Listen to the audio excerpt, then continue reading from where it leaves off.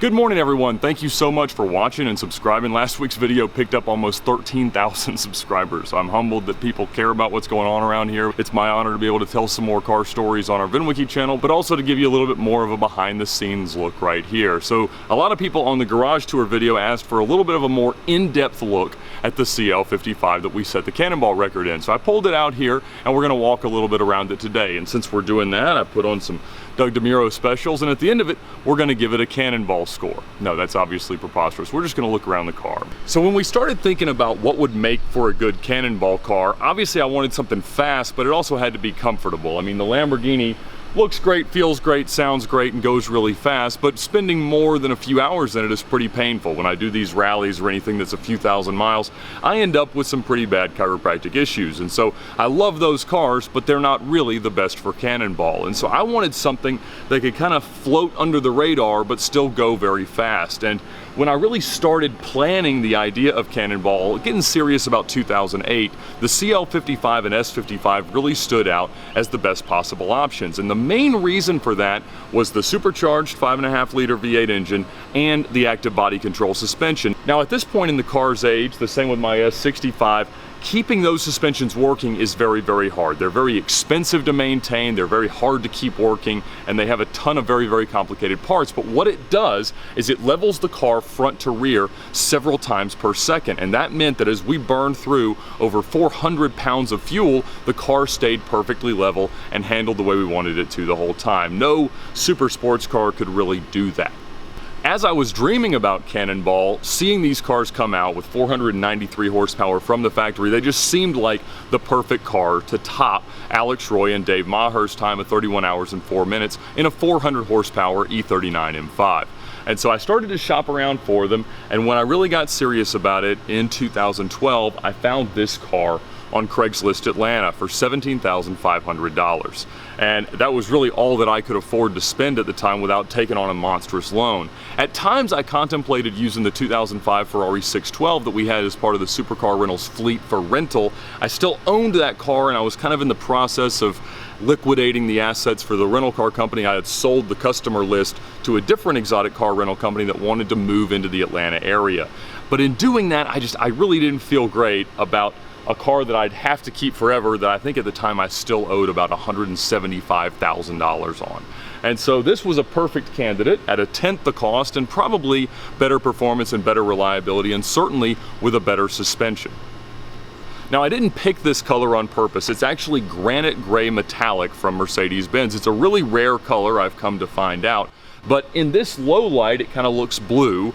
It can look a little bit green. It's supposed to look kind of gray. Sometimes it's silver. And as I saw it, I was really excited about that, because the thought would be, as people called the cops on us, they would report it as a different color and maybe not even know what kind of car it was, because this car was almost $137,000 new in 2004, and it was the most powerful car Mercedes had made in a production form. And so I was really, really excited to be able to have one. I had actually purchased two S55s prior to that, but life just got in the way of actually fulfilling that Cannonball dream, and I ended up selling them. One was totaled when someone crashed into me. The second one I sold after I bought Kimmy's Lamborghini. So I loved this car, I bought it, and fairly immediately we set out to outfit it for Cannonball.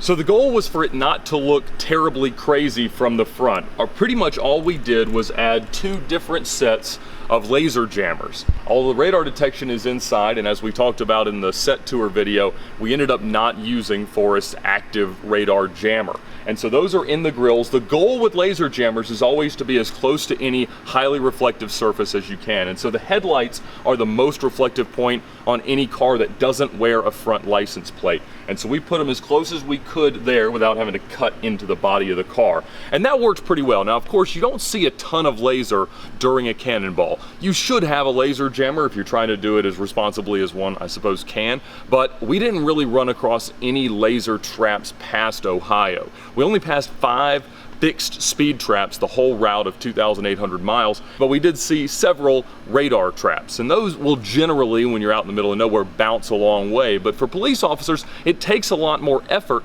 to use a laser gun to clock. They have to aim a lot more specifically, whereas with radar, you just kind of point it in the general direction, and whether it's a baseball or a tractor trailer, it'll tell you how fast it's going.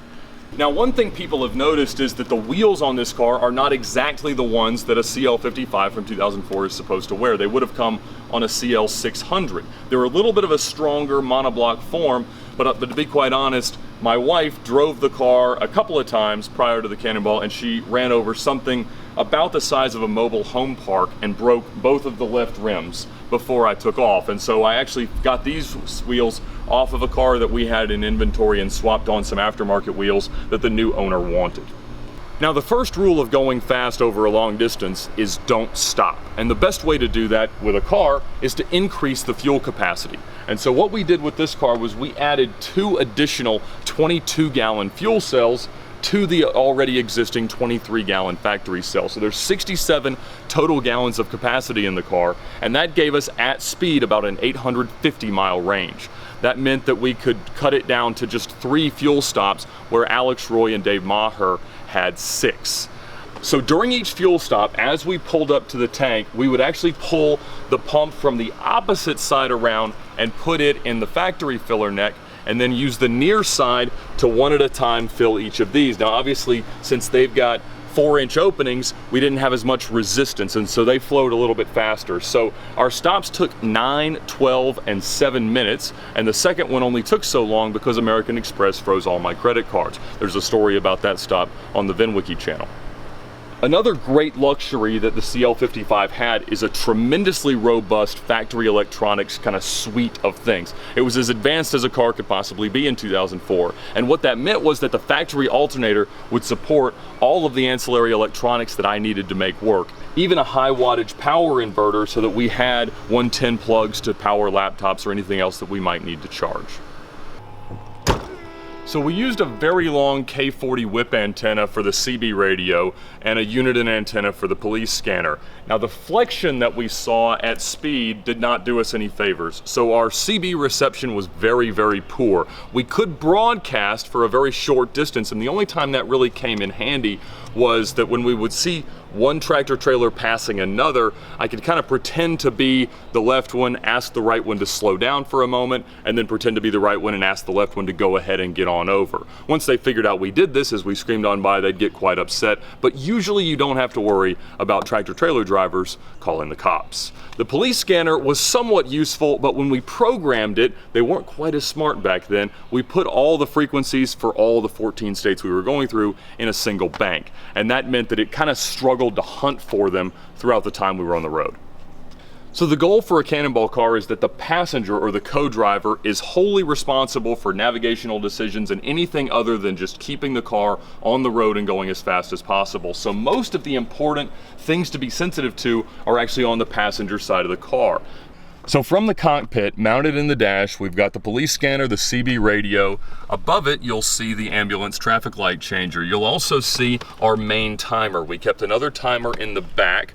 We had 2 main GPS systems running at all times, and then one in the rear for reroutes. We've got auxiliary gauges for the fuel system, and then everywhere we had mounts for phones and iPads and things like that. We put all the radar detectors up here near the top of the windshield to give them the best range. We had a passport system and a Valentine 1. We also had several toll passes here. Most of those have migrated to other cars for rallies and things like that. We removed the rear seat here because we needed to put the spare wheel and tire right there. Obviously, it would normally sit under the trunk floor, but since we'd had to put the bigger fuel cells there, we didn't have access to that anymore. We learned from that, and on the 02 S55, we actually ended up cutting out that trough so that it could come out from underneath and actually hang like a pickup truck would. And that worked quite well, so we were very happy with how that worked on 2904, but realistically we haven't needed it. We usually carry a full-size jack and make sure that we have everything on board that we could ever need. Now we've also got a set of switches down here. This is how we controlled the fuel transfer. We had a Y system that routed in through the factory filler cap that we'd modified with a hole to go in through the filler neck. This is power controls for all the radar systems to run everything on just the battery, kill switches for the rear lights, power for the laser interceptor system, and then power for the passport. We've also got a button here to actuate the ambulance traffic light changer. That's also called a MIRT, M-I-R-T, and there was actually a brand name sold years and years ago called an Omnitron. So during the trip, we sustained a 100.3 mile an hour average across the entire country while we were moving. If you add in the 46 minutes that we were stopped for fuel stops, adding oil and roadside bathroom breaks, that takes the average down to about 98 miles per hour. And that was above about 91 miles per hour that Alex Roy and Dave Maher had managed. And so I had never imagined that that would ever be possible for us to break the record by such an unbelievable margin. Brock Yates in his book had always kind of talked about this 30-hour wall, which now Troy Schneider and Stephen Groh have also beaten in their C7 Corvette.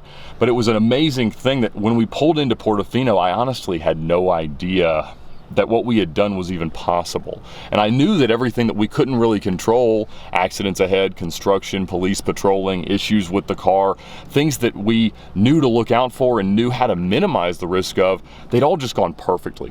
And I had no idea that could ever happen, and I was just shell-shocked, to be quite honest. It was one of those moments where at the end of it, you just don't even know what to do next. And when I called Alex Roy the next day to let him know as we were at LAX and planning to fly home, I was like, man, I don't even believe it, but I'm telling you the truth. And I sent him all the proof, and they've shown him it all since then. So it's been an unbelievable journey, kind of being now the head of this fraternity of lunatics that still cares about this cannonballing idea. And we've done events like the 2904 and the C2C Express, these cheap or old car cannonballs, and those were an awful lot of fun. I mean, this, to be out there all by yourself, not exactly knowing what's going on or how it's going to work or who's looking for you, how many cops are chasing you, with just the spotters that I'd gotten to kind of lead the way at different parts of the trip, was a very, very unique sensation. Honestly, I might say that I've had more fun doing the cheaper old car races because you're just out with some other like-minded idiots just trying to see what's possible.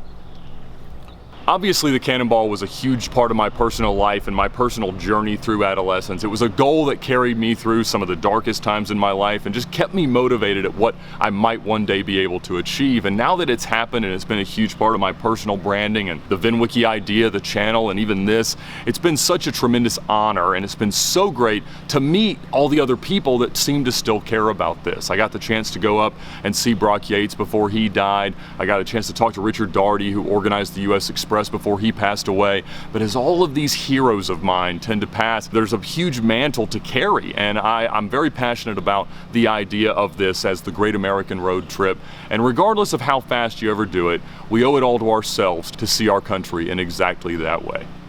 So thank you so much for coming along on a tour of the world's fastest road trip car, my CL55. Obviously, it's one that will stay in my collection as long as I can possibly have it. It's one of my favorite cars, and so I hope you've enjoyed it. And if you have any other questions about the car, about Cannonball, about me, or about whatever, just let me know and I'll be happy to answer them in the comments.